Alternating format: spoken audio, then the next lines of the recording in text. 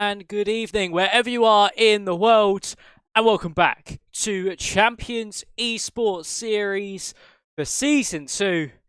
We're here at round 11, the penultimate round of the season, and the first opportunity for Tomas Enge Sim potentially wrap up the title tonight. 2 more rounds to go. Of course, we're here.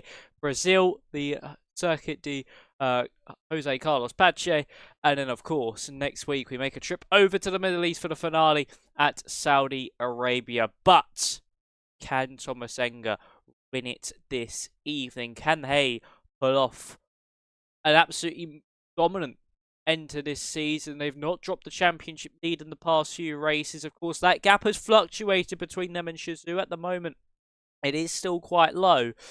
But ever since they took that lead a few races ago, they have not let it drop since. So to quickly run you through your standings, unfortunately there's no graphic, so I'm going to have to just keep it on my face.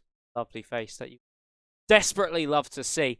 And I will run you through the little table I have for you. So of course it's Tomas Enge Sim leading the way. They are 16 points clear of Shizou after what was a twinting evening for SCI, only scoring a total of 10 points compared to Tomas Enge Sim 24.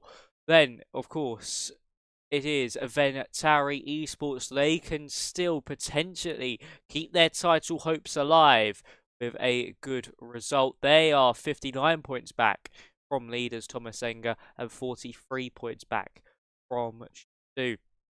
Then we have TRT in 4th. They are on 303 points. They are 127 points behind on Tomas Enge. They are pretty much already out of contention. And then it's FVR, RSC, ETA, ONIB, IRT, AZR rounding out the field for the evening.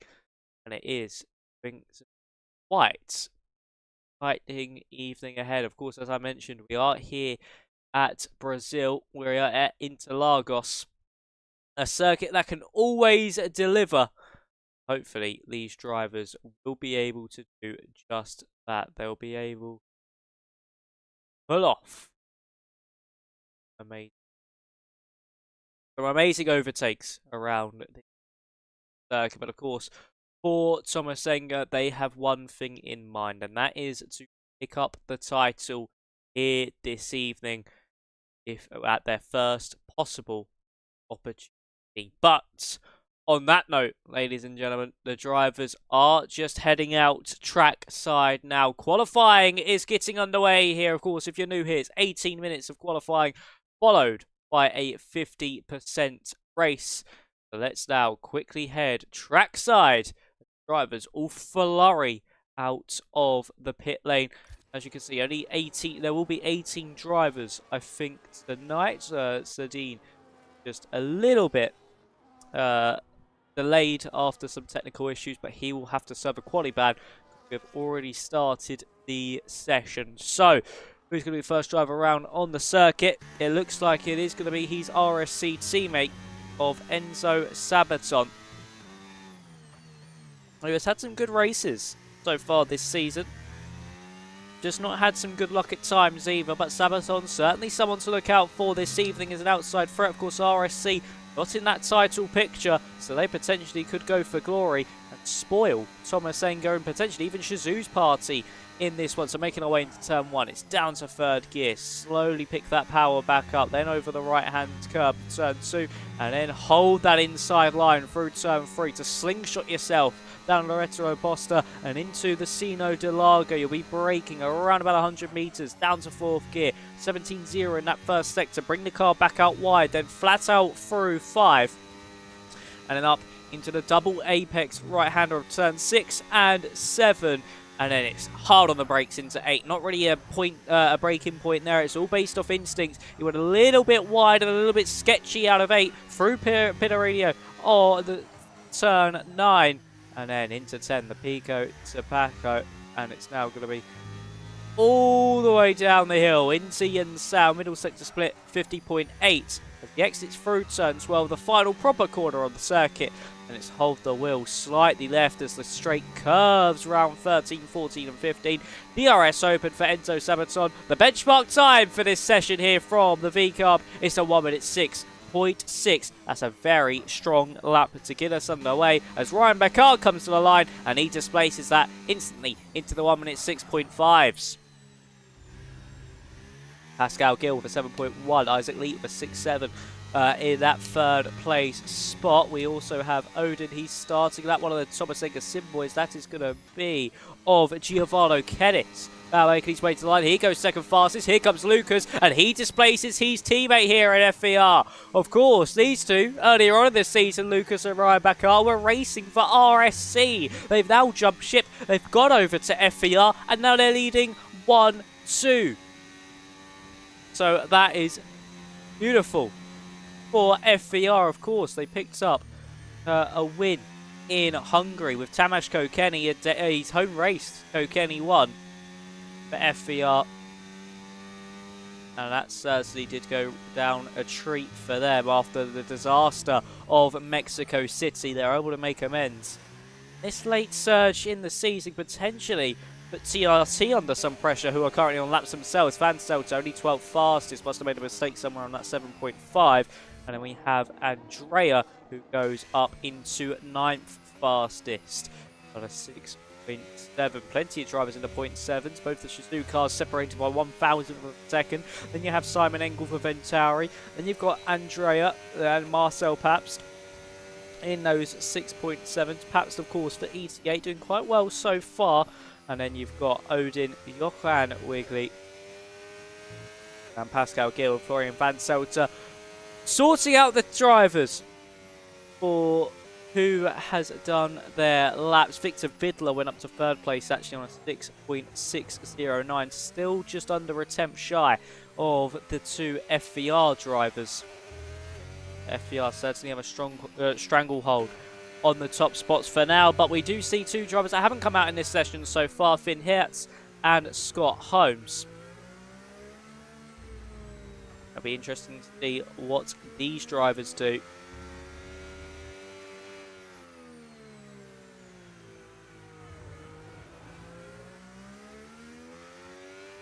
As they'll now make their way onto their first flying laps.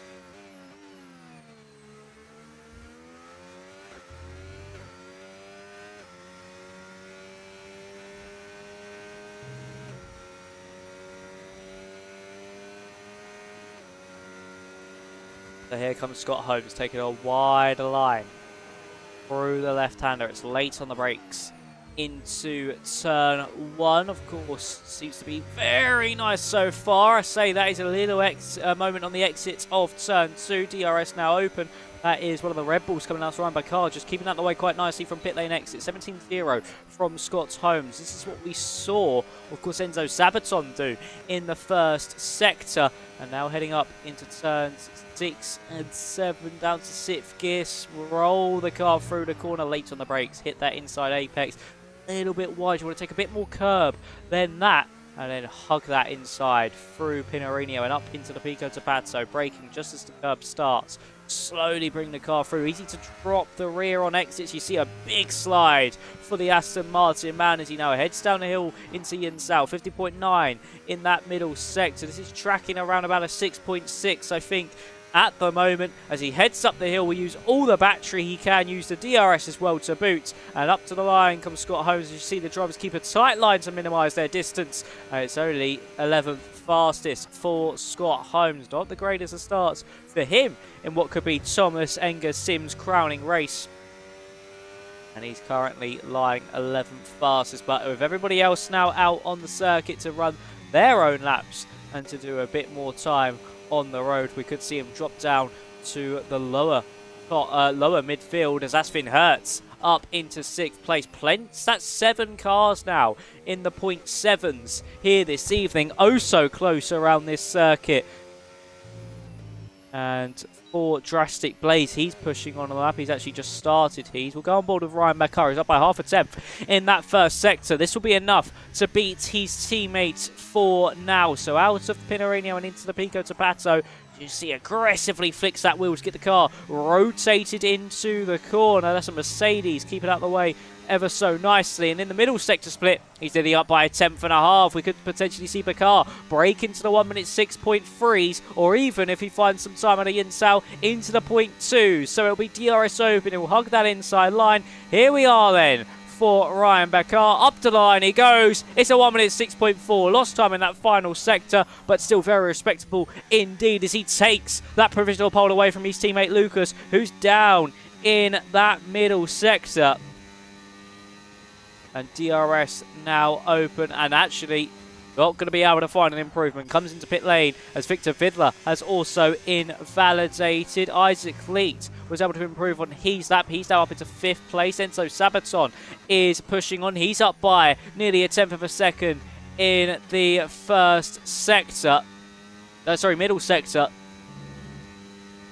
And now it's DRS open for Enzo Sabaton. Up to the line he shall go. What's this going to be? It's a 1 minute 6.5. Puts him third fastest, only just behind Lucas.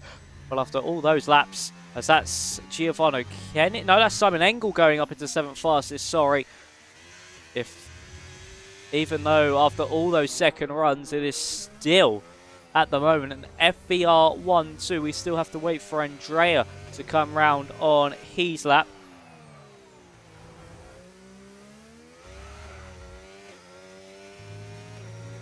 As he heads down the hill into Yin South.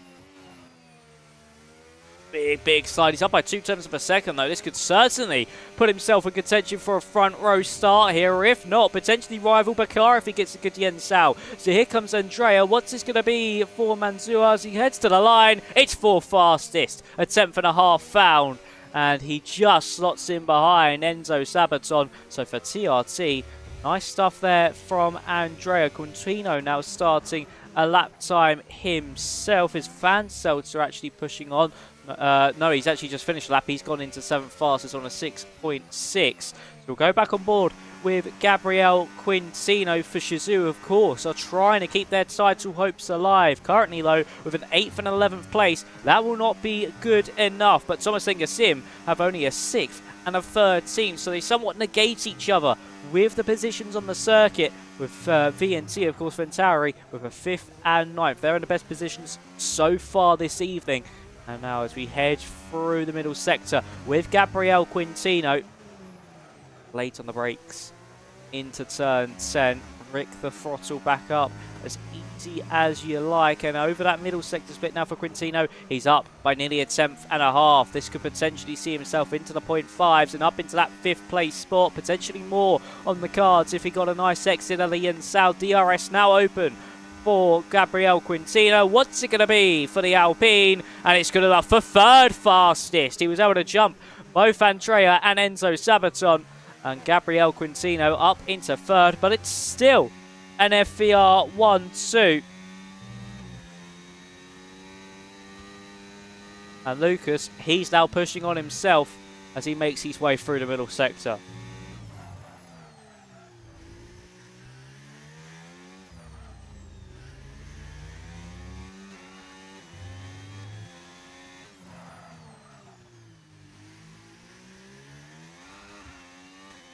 So nicely done from Lucas so far in this middle part of the lap. Last time around in the middle section he wasn't improving. This time around again he is not finding any time. So that's going to be surely Lucas's lap over Vidler. Not improving in the first sector either. Finn Hertz is pushing on. Marcel Pabst is not. That was Scott Holmes going up into 6th place. Spectacular stuff there from Holmes. And that was a much needed lap for Thomas Enge. Vidler, of course, still not improving. Kenneth has aborted his next attempt. So we shall go back to, of course, the ET8 man of Finn Hertz as he's now coming up to the line, only up by half a tenth of a second, and elects to abort and come into pit lane. His teammates will follow him in. Yokwan not going for a lap just yet. Drastic plays really wide through the Sino de Largo. And unfortunately, that's his lap over. Bakar's invalidated as well. Plenty of mistakes seeming to be coming in at this late stage of the session. Isaac Lee, he's improving though by a 10th in the middle part of the lap. This could potentially actually put him onto the front row of the grid. So for Isaac Lee, can he go from 10th up to second? He had a little bit of a slide at Ian Sal, and it cost him dearly because he's now coming into pit lane and he's aborted out of that one. So I think that is going to be all the laps so far for these drivers. Yokwan is down in the middle, first sector, sorry, one's ride as well. He's surely not going to be able to find an improvement. Marcel Paps is actually pushing on throughout the course of this middle sector. And he's up by a 10th of a second in that middle sector. And this will promote him only up into 11th place. He needs to find a little bit more out of the final part of the lap. So it'll be DRS open as he makes his way to the line. Marcel Pabst, he goes 10th fastest, found an extra half a 10th in that final sector. Not too shabby of a lap at all. Just look how close this field spread is, especially from Lucas downwards. Simon Engel just puts himself up into 8th place, so it's Ventauri in 7th and 8th.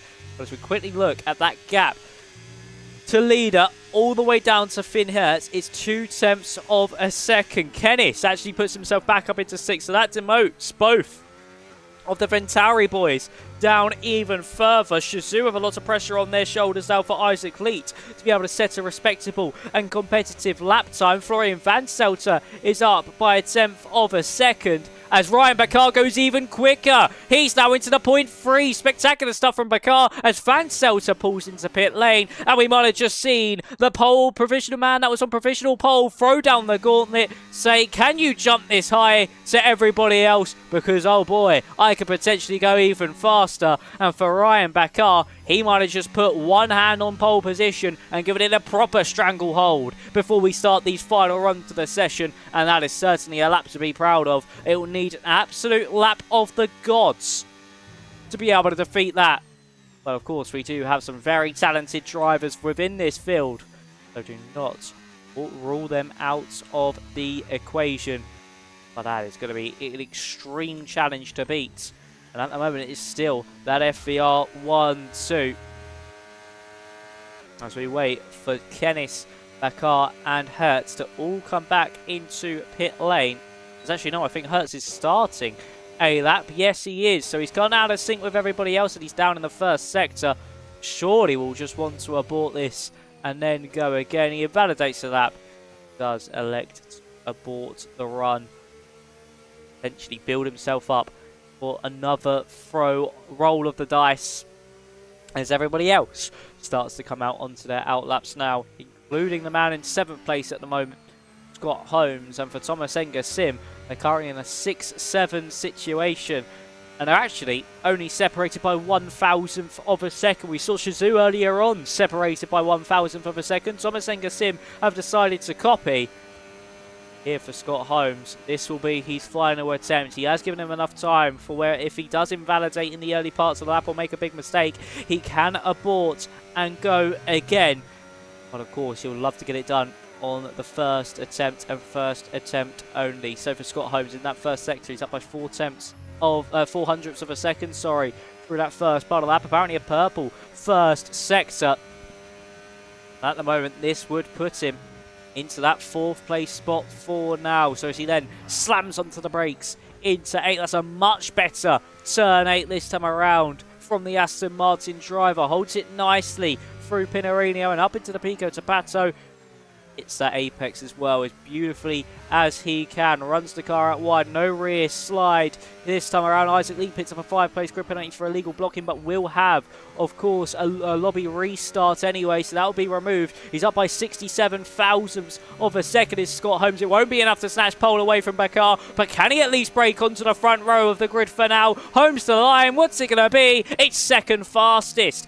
Scott Holmes does break onto that front row. A good considerable improvement as Finn Hertz is pushing on behind. He's actually fallen down quite a way in the pack. What about Enzo Sabaton? He's invalidated his attempt. So who will be next to the line? It looks like it'll be one of the Alpines. That's going to be Isaac Leach starting. That Simon Engel has just started his attempt. Marcel Paps isn't pushing on either. Is that Odin potentially heading through the final corner? No, it is not.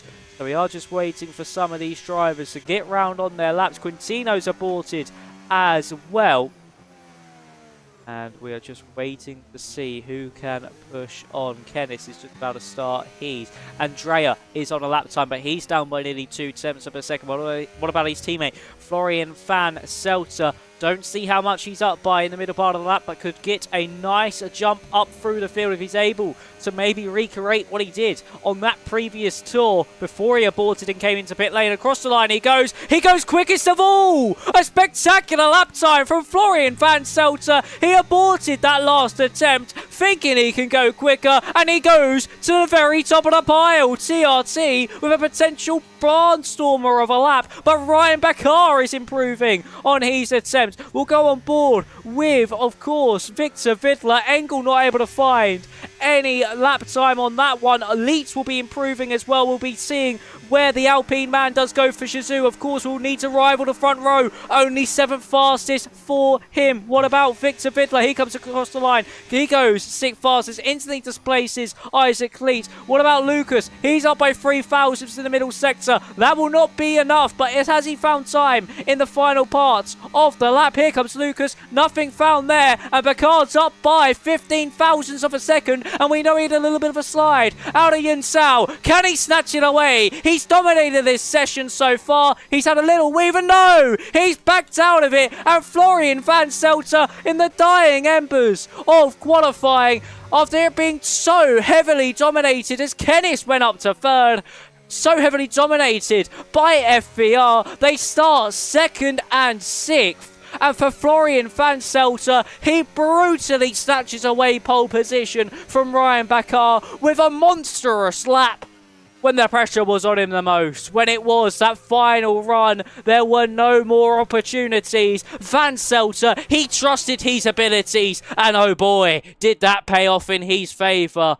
What a lap for pole position. Florian van Selter for TRT takes pole position, and in the battle for the championship, it's Tomas Enge starting with a 3rd and 4th place. That's a spectacular result for them.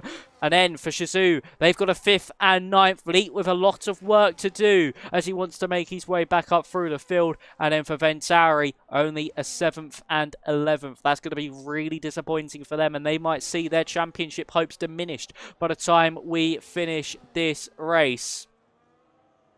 And for Florian van Selter and TRT, I think that might be their first pole position of the season.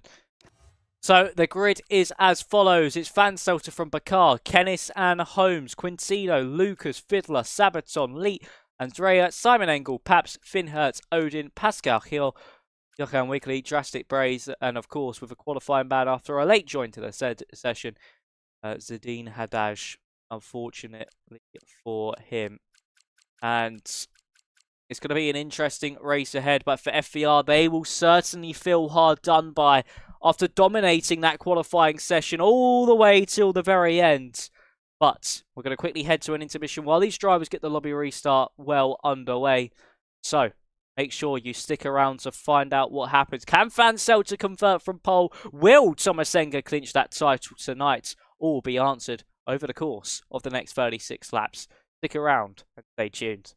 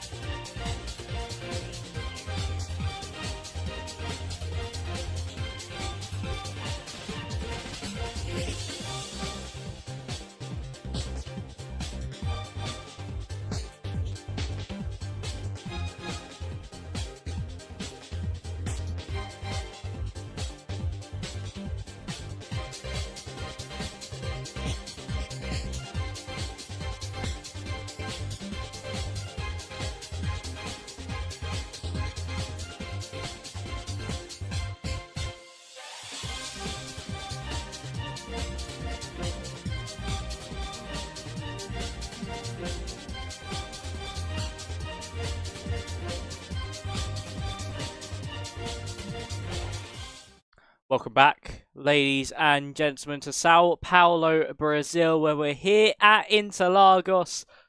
You're to Jose Carlos Pache. Of course, one of the historic circuits of Formula 1 and one of the ones where drivers constantly want to win. Of course, it's 4.309 kilometers or 2.677 miles with 15 corners and 2 DRS zones.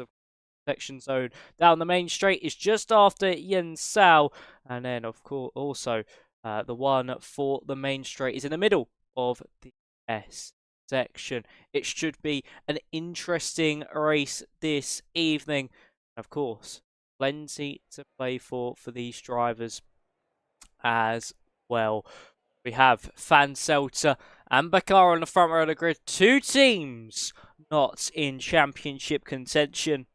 But we then have both the Tomas Enge sim drivers in third and fourth, and they could potentially wrap up that team's title tonight.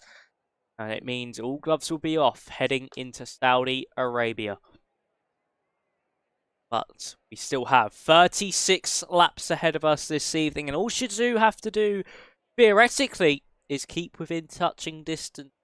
So Tomas Enge sim maybe have to wait another week, or they and take that title, but how dearly they would love to slash that gap down and make sure they're the ones potentially either leading or hot on the heels for Tomas Enge sim heading in the main race. Drivers should be getting ready in a moment's time. Of course, Ventauri as well. They're trying to keep their title hopes alive. They are very much on the fringes of being knocked out.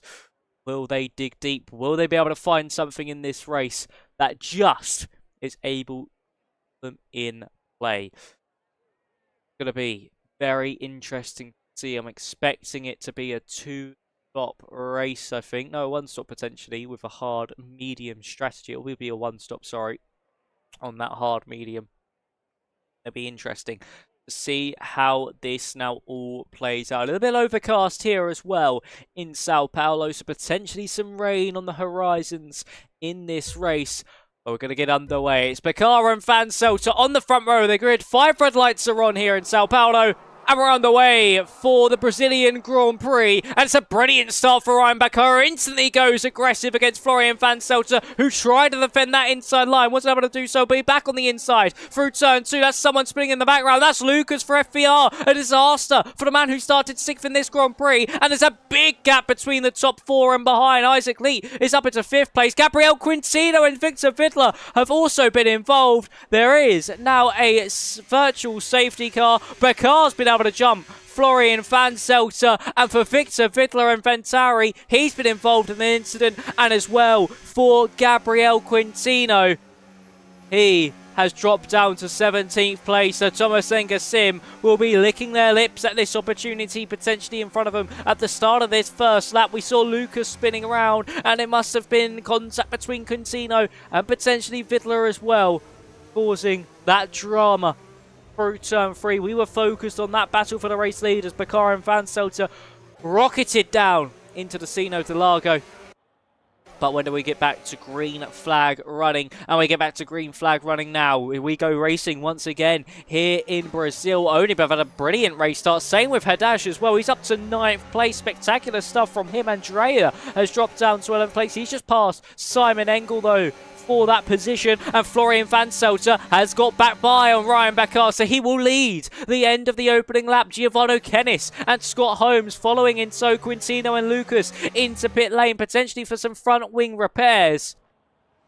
And as we make our way out of 3, Ventauri now under all sorts of pressure as Wigley is retired from the race, unfortunately, for the Williams driver. Look at this, Ventauri having to be boxed in ever so slightly from Ventauri, and Kennis behind, and he goes wide, and that's invited Kennis up the inside line, and Tomas Enge sim see a driver into second, or do they? Some contact between the pair, and that could have been costly for Tomas Enge if Kennis was sent spinning around, but luckily both cars still facing in the right direction. And for Giovanni Kennis, he has to stay in 3rd place. But oh, that was nearly tears for another one of the driver in one of the teams facing that championship challenge. Simon Enge now going around the outside of Odin, who's starting to fall backwards in this race. But Odin fights back through Yensao and is able to hold on to the position. Let's bring up the tyres everyone is going to be on in this race. That's if my controller decides to work. Second, ladies and gentlemen. There we go. That's if my my PC decided to play ball. But there we go. As you can see, highest winners and losers. Finn Hertz up 7 places. And Hadaj is up 9 places as well. Biggest losers are Lucas and Gabriel Quintino, both down 12 and 10 respectively. And as we quickly look at the ties, so it's mediums for the top 4. Leitz and Hertz on hards. And it's mediums for Sabaton, Hill, Odin, Engel, Andrea, and then Victor Vidler and Drastic Blaze. Of course, Lucas and Quintino, they boxed on that opening lap. And for Sidine Hadaj and Marcel Pabst, they are also on the hard compounder tyres as well. So we'll keep that tyre up on the screen so we can see what could potentially happen throughout the remainder of this race when it comes to strategies. Bakar is nearly out of that DRS range, and that could be dear for him, because that will now leave him under so much pressure from Kennis and Scott Holmes behind, who's actually nearly dropped out of DRS range from his teammates. So we could see Isaac Leet potentially pick up a position in a couple of laps' time. But as we exit out of turn 2, look at the run. Giovanni Kennis can get over Ryan Bakar out of turn 2. And could we see a repeat of what happened on lap 2? No, we will not. Giovanni Kennis will just have to sit behind and wait even longer behind Ryan Bakar. But I don't think Tomas Engesim will mind that. They will not care about being in 3rd and 4th at the moment, because look where Quintino is. He's in 17th, and Leet is behind him as well. They will be outscoring by quite a considerable margin here Shizou, and that is what their main focus is. Ventauri, as it currently stands, will be completely out of contention. They will not be able to win the title next week in Saudi Arabia, and I think as it currently stands, Shizou are just still in contention for that title heading into Saudi Arabia, but they'll need a miracle. But of course, still a long old way to go. Still more than 30 laps remaining in this race. Got 32 to go. And it's this DRS train now makes its way all the way down the hill. It's from 1st all the way down to Drastic Blaze in 15th. Are we going to see any driver go for some next couple of laps? Kennis not close enough once again. Surprised we're not seeing anybody move out to the dirty side of the track, out of the slipstream. Just cool down their engine. Everyone just staying tucked up behind each other, behind each other's diffusers. Actually, Quintino's been able to get past there on Lucas. These two need to work together if they want to have any opportunities in this race to potentially get back into the top 10. And for Quintino, he's going to be late on the brakes. That gap between him and Drastic Blaze is 20.5 seconds. So he needs a monstrous stint now. Of course, he's now really on the 2-stop, I think, is Gabriel Quintino.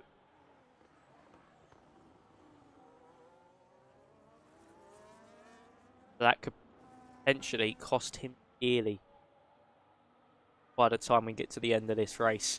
As we head back to the front of the field, that was someone disconnecting there. I didn't see exactly who. I think that might have potentially been Enzo Sabaton. No, it's not. Maybe Yoko. Oh, no, it's Isaac Leitz. Something's just happened to Isaac Leet. He's had a screen freeze. I think Enzo Sabaton's got big damage to his car. Isaac Leet nearly into the side of Hadaj as he's gone to the inside of not only Leet, but his teammate as well. Spectacular stuff from Hadaj. That's exactly how you capitalise on an opportunity that opens your way. And it's Leet looking to the inside of the V-Carb once more, not able to get the move done. And for Isaac Lee, he's, I think, just had a screen freeze from 5th place on the road. And it's dropped him down to 8th. And more disasters here for Shizou. As now the man that had the only hope of scoring some big points has just had a big technical failure. That's cost him dear. I don't know if Sabaton's just got that front wing damage as well, because he is completely missing that right-hand side of the front wing. Aerodynamics is not going to be a big part of that car. Pascal Hill now 2 seconds behind Finn Hertz, so the train has certainly been disconnected, and there goes Simon Engel round the outside of Odin, and there's Marcel Paps to the inside of Andrea as they go around the outside. They'll be back to the inside. Through turn 2, of course, those hards will start to slowly be the better race tyre, and those mediums will slowly drop away. And who's going to win in this battle? Paps, look how late on the brakes he goes. A daring dive to the inside. But look at this for the good old up and under from Andrea as he now drag races it up into turn 6. He surely won't be able to get the move done. He's on the less optimal line through turn 6. And he drops down to 13th place with Victor Vidler now waiting in the wings to get a move done. And at the front of the field, Ryan Bakar has really picked up the pace because he's all over the back now of Florian Vanselter, who himself now going to potentially go for some moves. Sabaton's lost DRS to Isaac Leeds, so we'll surely see a move from Simon Engel in a matter of moments. But are we going to see one from Ryan Bakar onto Florian Vanselter? You bet we are, as we head into that first corner. He gets the move done with the DRS as easy as you like, and he moves up into that race lead. Enzo Sabaton's coming to pit lane to repair that front wing. Pascal Hill has just been passed by Haddad, and that might also mean Isaac Leet follows the V-carb through once again. DRS open for the pair of them though, and that might give Hill the lifeline. Heading down into the Sino de Largo. To the inside low goes Isaac Leet. And that's a spectacular move from the Shizou man, who's now on a comeback drive. Trying to do everything he can to remain in contention for Shizou, at least score some decent points. For Enzo Sabaton, he's come out quite a way behind Quintino and Lucas, but of course did have to change that front wing. It was put on the back foot early on, and Vanselter nearly dropped out of DRS range from Ryan Bakar now, and that could mean Giovanni Kennis actually nearly out of DRS himself, as Vanselter is out of DRS now, so Kennis has a perfect opportunity to move himself up into second. And this could be a big moment in the title. Yes, it's only lap 9, but for the title race, if Kennis is able to get back up into second place, that could certainly put pay to Shizou's potential challenge. But Florian Vanselter was able to wiggle his way back into DRS range. We head down the Retro Poster and now into the Sino de Largo. Runs a little bit wide. That will surely be track limits there. Of course, that's a big thing these drivers need to look out for as well. Is those track limits so easy to just potentially take a bit too much of the outer extremities of the circuit, go over that white line and pick up a warning. Of course, ladies and gentlemen, 3 warnings equal a 3-second time penalty. So you pretty much get a second time penalty per warning up for Florian Vanselter. Middle sector where he struggles, it seems his car's potentially a little bit lower on the downforce levels compared to Ryan Bakar. And he's not going to be able to get the DRS once again. And is still not in position to pounce on that opportunity either.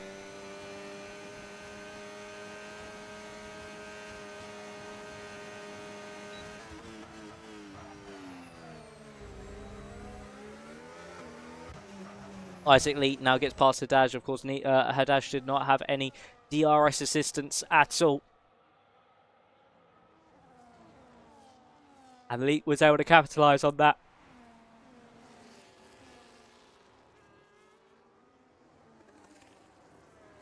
Back up into 6th. Finn Hertz, of course, having a fantastic run in this one.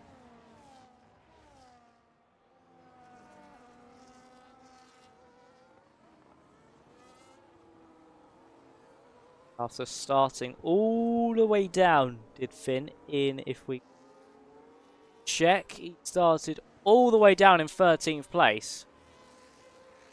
Made his way up into P5. Spectacular stuff from the ET8 man. And he's got a 2.3 second deficit as well to Isaac Leet behind him. And he has DRS from, of course, Scott Holmes. As actually Kennis has been able to get past Vanselter, who's had a horrid lap 10. after falling 1.5 seconds behind Ryan Bakar, and it's allowing Bakar to scamper off down the road. But Kenneth's now up into second. He's now going to, of course, try and attack on the race leader. And crucially here, though, for Giovanni Kenneth and Tomas Enge, it's now turned into a 2-4 for the Aston Martin outfit. And it works even better into their hands now for the title. Not too sure on the maths. Oh, but Giovanni Kenneth, after praising his race so far, he's lucky to keep that car facing in the right direction, only losing 2 places. After praising and potentially saying that Tomas Enge could put one hand on the trophy at this current stage, through turn 6, potentially just carrying a bit too much momentum for what the tyres could potentially handle, has a half slide, and that's potentially now brought Isaac Leak back into things. That was oh so close to disaster for Tomas Enge once again for Giovanni Kenneth. He had that contact, of course, between Ryan Bakar after the virtual safety car came in on lap 2. There goes Holmes as he now moves up into second. It's back to how it was just before that incident now. But the Aston Martin drivers' roles are reversed as Odin and Vidler now come into pit lane. But for Giovanni Kenneth, real heart-in-mouth stuff. And that certainly was a code brown. I wouldn't be surprised if he needed a new change of underpants after that one, because he would have been so scared of looping that car around. A fantastic save, though, I have to say, by Giovanni Kenneth. Keep that car going and not fully pirouette 180 or even 360 degrees.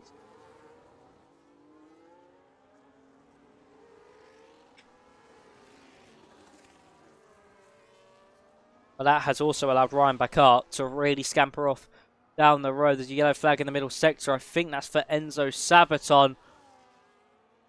And unfortunately for Enzo, he's had a crash at the Sino de Largo. And that has, once again, ruined the left side of the car. Once again, has lost his aerodynamics. Had a repeat of what we saw just before he came into pit lane last time. Pascal Hill now coming into pit lane. Isaac Lee has got back into the DRS range of Finn. So that spin from Kenneth has hurt Tomas Enge.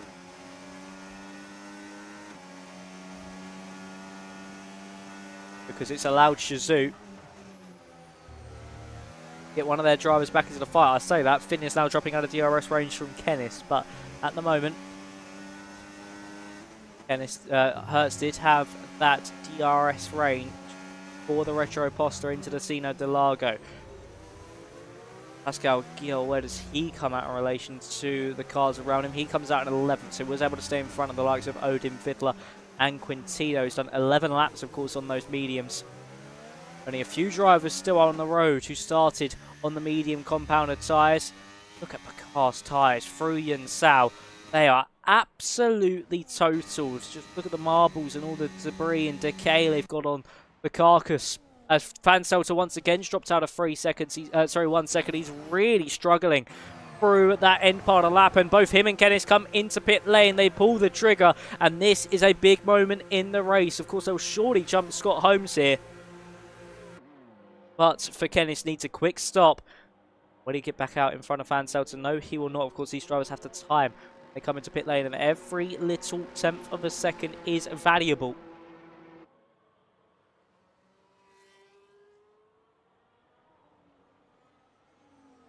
And they come out well clear in clean air. Pascal Hill will come out probably around about 3.5 to 2 seconds behind. 3 seconds behind. Yeah, about 3.2 seconds behind. Pascal has come out. So that means Scott Holmes potentially could be drop into maybe that 2 second, even 1 second window of Pascal. And could see the Onib driver getting a little bit of DRS. As we head back to the front of that field, does Bakar come in this time around? Does he react or does he stay out for one more? He reacts. He comes into the pit lane. Same with Scott Holmes as well. He decides to come into pit lane. So the top two now come in. Where do they come out in relation to, of course, Fanselter and Kenneth? Of course, Bakar will surely be out in front. And it's just Scott Holmes we're waiting on. As we see Kenneth and Fanselter heading down that main straight. Of course, with Holmes and Bakar, they'll cut off that first corner, but then they're around the outside for turn 2. They're on the inside for 3. He has to lose a little bit of momentum. And it's going to be a drag race out of pit lane exit here for both Holmes and Van Selter. Who's going to come out on top here? Van Selter into the DRS, does the dummy, went outside to inside, and he's going to get by, forces his way by on Scott Holmes. Barges the Aston Martin out the way, but a Mercedes man moves himself back up into a net second place. These guys still 2 seconds behind Ryan Bakar. But that was potentially a crucial move for Van Selter if he wants to try and claw back that time to the Red Bull driver in front. It was robust, it was aggressive, but it got the job done. And that was a perfect dummy there from Florian Van Selter. He went right, then left. So thank you very much. I see that gap on the inside, and I'll take that from you. As Scott Holmes is now under pressure from his teammate. Of course, Holmes would be on those colder, hard compounded tyres, compared to the fresh, compared to the warmer 1 lap old tyres of Giovanni Kennis. No move being made by Kennis on his teammate. They probably have been told to play it safe around each other because they know the title can be won tonight. And for Ryan Bakar, he's lost half a second to Florian Van Selter over the course of this last lap and a half, or last lap should I say. And that gap is coming down to potentially not having any DRS, starting to plague the Red Bull driver. Van Selter with, of course, the mission in hand to push on further forward to get past the Red Bull. Just make it go a little bit quicker because there's something to focus on, there's something to achieve. Whereas if you're driving out in front, no one to catch up to, and somewhat dip in performance, but not got that motivation there. You know you just need to keep cracking on and driving as fast as you can. Van Selter with a little wobble against Scott Holmes, potentially asking to work together here. As Scott Holmes, will he go for that move on Florian Van Selter? He's looking for it, he's late on the brakes, he's just not close enough though, but Van Selter looks up and goes deep. And he just is able to get the move done as Scott Holmes now, but surely out of the centre S's and through turn 3. He's going to have the DRS, he's going to have the battery as well to boot. And he moves himself up into that net second place once more. As we saw Andrea come into pit lane as well. Of course, these guys at the front of the field, the top 4, all going to be staying out for now because they are on the hard compounded tyres. They're going to be going for as long as they possibly can. Interesting to see when they come into pit lane because that will give us an idea on what strategy these drivers are doing behind them. The likes of Bakar, Holmes, Van Selter and Kennis. Van Selter, sorry no, Holmes, sorry, has got within DRS range of Ryan Bakar. We could see a Tomas Enge driver hit the front of the field for the first time this evening.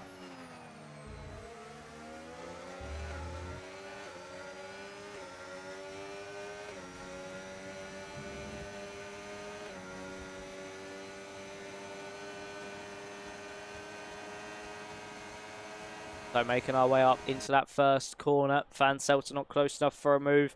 Essentially was looking for what you could hear in the background. His Mercedes car just really roaring, trying to catch up as much as he possibly could on to the Aston Martin in front. Of course, Holmes not going to go for the move here on to Bakar. Van Selter, he was close enough for another lunge, but probably seeing Bakar in front of them, he's thinking better of it, playing the patience game, or is he? Because he's looking to the outside now through 6. And Holmes just able to keep the position for now. Bakar through this middle sector is oh so rapid, able to break the DRS. And I think Holmes might be trying to help his teammate here of Kennis by backing up Van Selter into the path of Giovanni Kennis.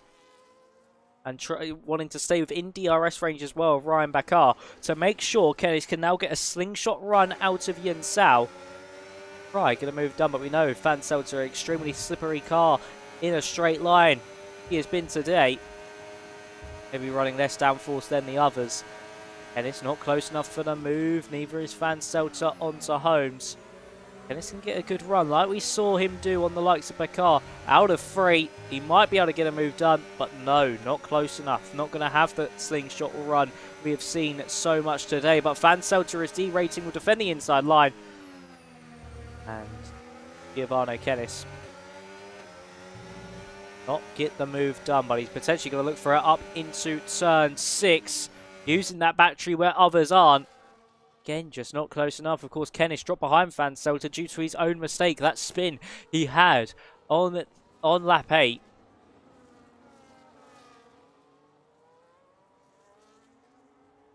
Ventauri looking for the lunge onto Scott Holmes, but not able to get it done. He's just really getting frustrated, I think, in this Aston Martin sandwich, because he knows what Holmes is doing. He's backing off the pace ever so slightly, just backing up Ventauri into Giovanni Kennis. They've got the gap behind as well to do that. It's 3.3 seconds between Hill and Kennis. And will Ventauri look for the lunge now? He's getting closer and closer as they hit onto the brakes. He's looking for the lunge into turn 1. Just wasn't close enough, but that puts Holmes offline through 2. And it could give Ventauri the run he needs out of turn 3. We'll use the DRS. We'll use his battery as well. Just doesn't seem to be daring to get close enough, and now Kennis is potentially looking for a lunge to the outside, but no, once again, no move being made, no one able to draw alongside each other enough to get the late braking overtake. Florian Ventauri. It must be an incredibly difficult situation to be in, where you're stuck between not only teammates, but teammates battling for a world title here in Champions Esports Series. And they're trying to do everything they can to maximise their rival teams' poor performance so far. Ventauri has backed off a little bit more this lap. There's actually a battle between Hertz and Hadash. They've actually made contact, I think. Hadash all the way off the road and cut the corner there at turn 2. And this might now allow Finn to get the run back and potentially a legal overtake for the V car, but no, it seems he's been able to keep the position for now. Finn Hertz is dropped down to 3rd place then. Baron driver not be happy with that one at all as we look at Scott Holmes going for the move on Ryan Bakar. That was oh so close between the pair. Millimetres away from contact, and Holmes now takes the net race lead away from Ryan Bakar, and one of the Tomas Enge sim cars finally hits the front of the leading pack. And it's Scott Holmes who does just that. And he's up into a net P1. It's 5th place for now. At the end of... Well, when Isaac Cleat comes into pit lane. Same with Hadash and co. He will then be in that race lead. He'll be able to lead a lap. Is any of these drivers coming to pit lane who are out in front? No, they are not. They've done 21 laps on this tyre. Marcel Paps is now coming to pit lane. So we could potentially see these drivers do a one-stop on these hard compounded tyres, because it seems they can go quite a distance in this race. And it's Bakar fighting back. It certainly does sound like so, but no, not close enough for a move into that first corner. Actually, starting to come under pressure from Florian Ventauri, so maybe not adjusted to that dirty air as quickly as he possibly could.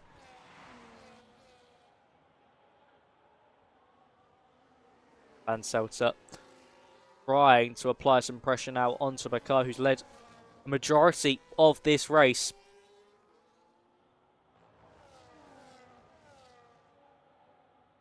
These two started 1-2 on the grid as well, and they've both dropped down from where they got to. Of course, it was roles reversed after that virtual safety car. But Ventauri got past Bakar, and then Bakar got back by. Reclaimed that lead that he got on that opening lap after passing Ventauri into the first couple of corners. Ryan Bakar has nearly dropped out of DRS range of Scott Holmes, but we saw this on that first stint where Bakar was just waiting. He was just biding his time as Hadash and Hertz have come into pit lane.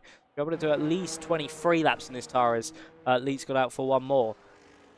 Of course, Bakar was nearly out of Vantauri's DRS for quite some time, and then coming to the end of that stint, he just was able to put his foot down and fly away. I think he's going to try the same strategy this time around with Scott Holmes. He's 6 tenths behind, heading into into that first quarter, into the Retro Aposta and Asino de Largo. Victor Vidler is able to get past Pascal Hill, or is he? He's actually going to go for a pair of them. He's gone for both the Onib Kai, and he gets a 2-for-1 deal down into the Asino de Largo. Got by one down the DRS straight, got by the other into turn 4. And Victor Vidler moves into 6th place. Asino has come in again for a Acela Hards, and that's going to be his race pretty much over. I think as it currently stands, it will still go down to Saudi Arabia. Tomas Enge Sim will have a monumental lead over Shizou for now. As, talking of Shizou, Isaac Lee comes into pit lane this time around.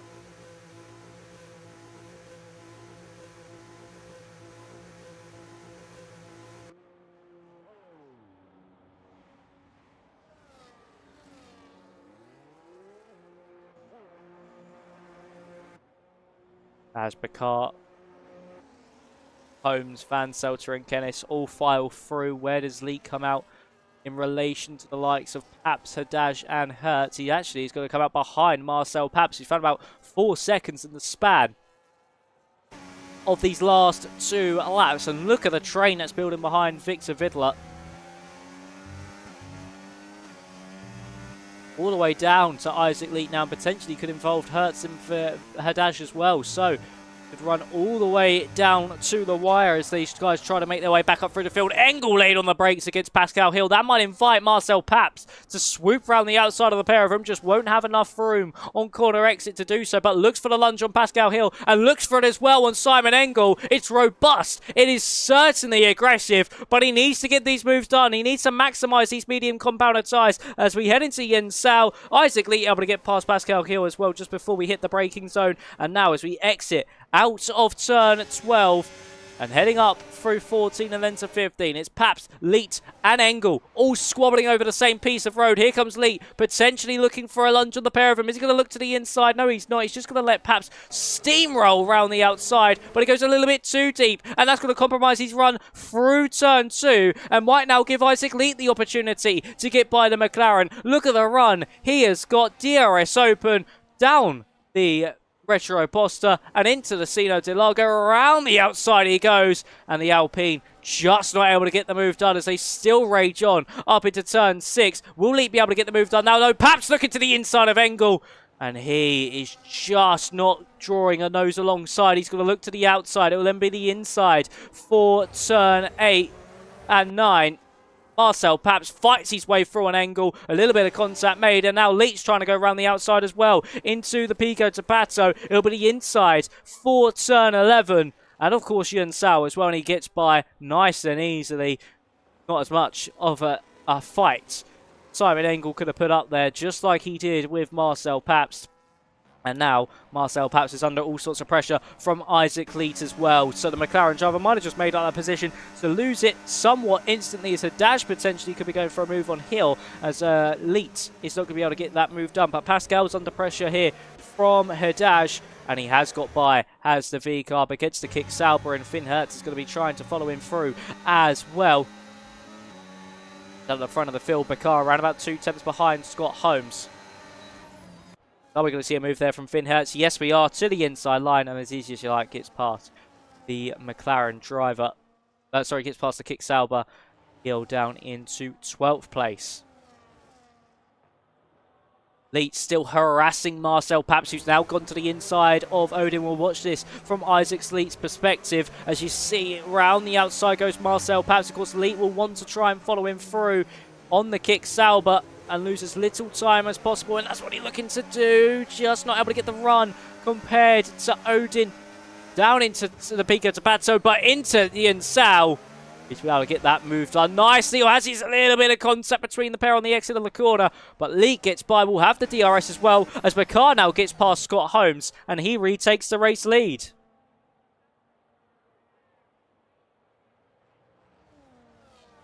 Dean Hadaj able to get past Simon Engel as well. It's kicking off everywhere you look. Drivers making overtakes at every single part of the road.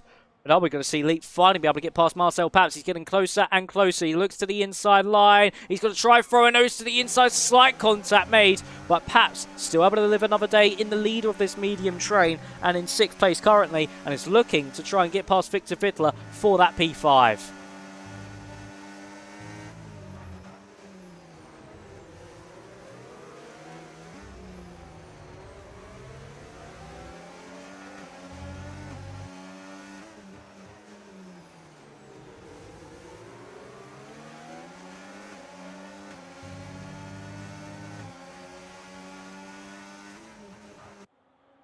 So now as we head to the first DRS zone, of course that main straight, Odin nearly out of DRS range, but unfortunately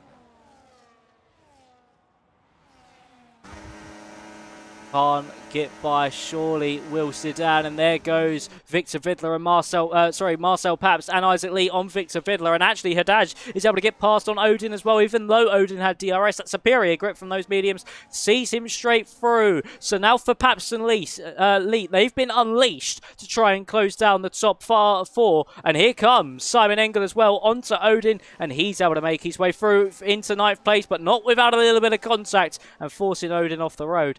The only driver that's not really made too much progress on these mediums so far is Finn Hertz. Has not really been able to fight his way through as much as you think he would. As there to the inside he goes on Odin. Will it be enough as he tries to swing it around the outside? Look how overcast these skies are becoming as well. Is rain potentially still on the cards? As Lucas picks up a 3-second time penalty. Finn into the top 10. And Marcel Paps on this lap alone found about a second.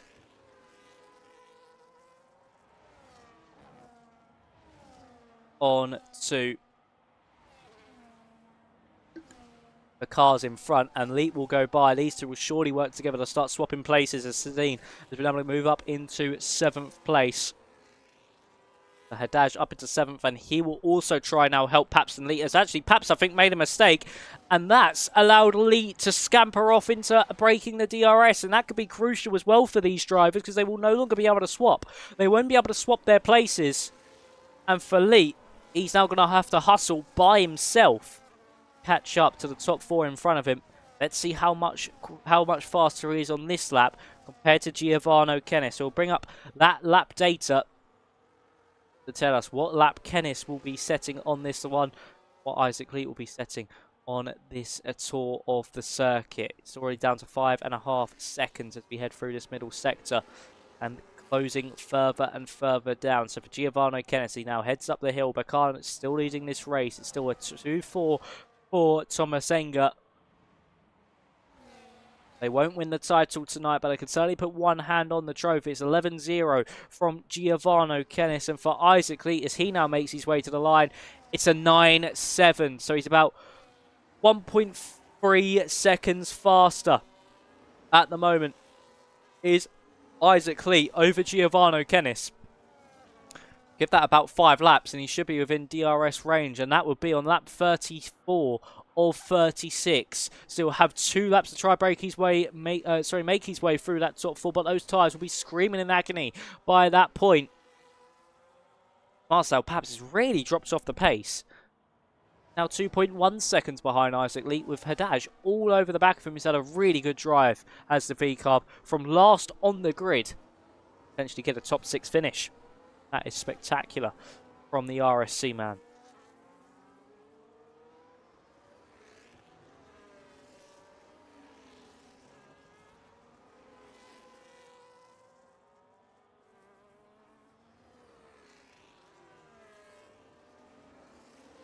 At the front of the field, Scott Holmes has dropped out of DRS range now off Brian Bakar. I say that, he's just broken back into it because he's got that faster straight line speed. With the DRS, he did just about get. Scott Holmes, he's still just within that range as Haddad is able to get past there onto Marcel Paps. That is 6th place now for Haddad, or will Marcel Paps be able to fight back down the retro poster into the Sino de Largo? Vidler and Engel now trying to defend from Finn Hertz. Their title challenge is surely over after this one. The 2 Ventauri drivers, they've tried everything they could this season, but for Ventauri, especially with a late upsurgence in form, they've just not been able get this one across the line. They've not been able to make it to that final round, still in contention somewhat. It just didn't start strongly enough for Ventauri, and they have definitely paid the price.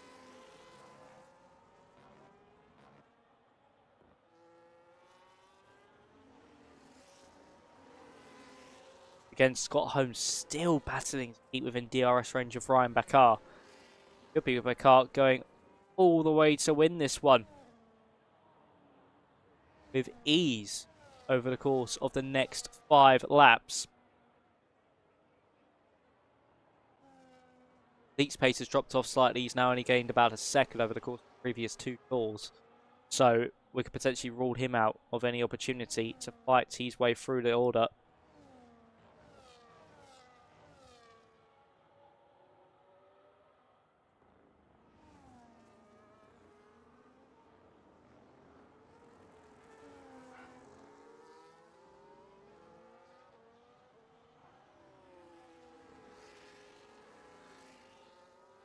So for Bakar, nearly broken that DRS range now to Scott Holmes, and we know he's good through Yun Sao.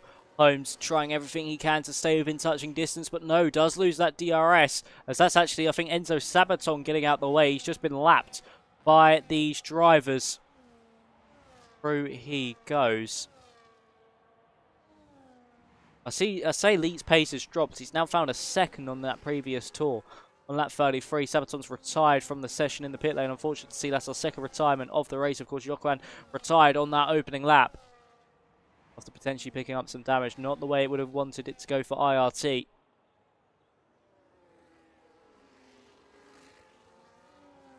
And for Ryan Bakar, he's just scampering off into the distance. He's going down the horizons into those dark, ominous clouds, but he's still going off into the distance. Is Ryan Bakar, and he's 1.6 seconds clear. I think actually what also helped him there was the fact that potentially Sabaton, with going slowly and getting out of the way, might have just potentially picked up some DRS. That would have helped him pull away. As Lucas is how we get past Blaze. Sabaton's car, of course, still going really slowly at the moment, but 2 seconds clear now is Ryan Bakar. And with 3 more laps to go, he's just got to keep it on the black stuff. And it now means Scott Holmes is under abundance of pressure from Van Selter and Giovanni Kennis, but Kennis will try and help his teammate as much as he can by getting in between himself, in between his teammate and Florian Van Selter, and picking up a double podium here for Tomas Enge and doing everything they can to make it as easy as possible heading into Saudi Arabia to wrap up the title.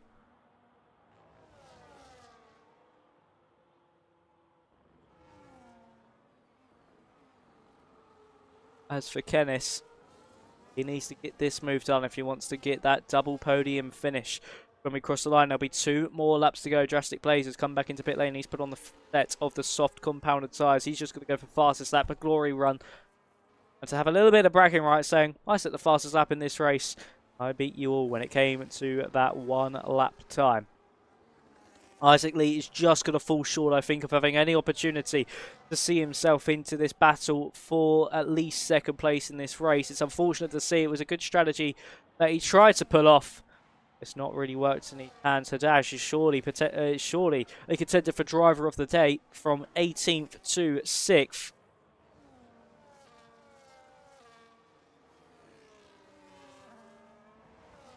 And only 2 more tours remain here at Interlagos.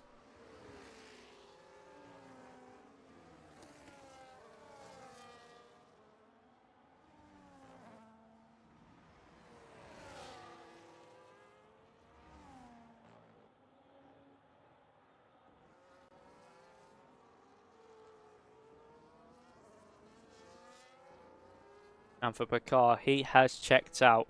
He just needs to hold his nerve, not repeat what happened in Mexico City.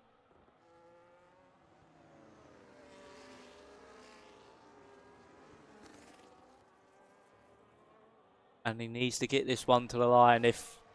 Is Bakar finally been able to get over the hurdle? Is he finally going to be able to pick up his first race victory here in Champions Esports Series? Or will disaster strike again? But with only a 2.3 second lead, the pressure is very much off his shoulders. He just needs to keep it on the black stuff, keep it within those white lines, as Andrea has been able to get past Odin as their squabble still rages on. But Andrea has now definitively got the move done. As we head through the middle sector with the driver for FVR, it was a nightmare ending to Mexico City. Not only did he spin out from the race lead, but when rejoining the track, he took out his own teammates. And that was absolute disaster. It was the worst case scenario in terms of not only for himself, but for FVR. But here we are, 3 weeks later, talking about him now potentially winning this race, and he is going to win this race. The Algerian rights his wrongs. He crosses the line to win here in Brazil. He's able to get it across the line, and the inevitable does happen with Bakar finally being able to pick up a race victory. He's threatened so much all season long, and he is now picked up his first race victory of the season for FVR, and how much of a relief that would be off his shoulders. After what happened in Mexico, the demons were haunting him. They haunt him no more. And he wins here in Interlagos. And for Scott Holmes and Giovanni Kennis, a big round of applause for them as well. As for Tomas Enge Sim, they have given themselves a perfect opportunity heading into Saudi Arabia to pick up this title. They put one hand on the trophy, and Tomas Enge Sim capitalise on Shizu's woes. And Ventauri as well, they have dropped out of contention, but for Shizu, they might be now looking into next week as a Hail Mary attempt. But for Ryan Bakar, he wins here in Interlagos.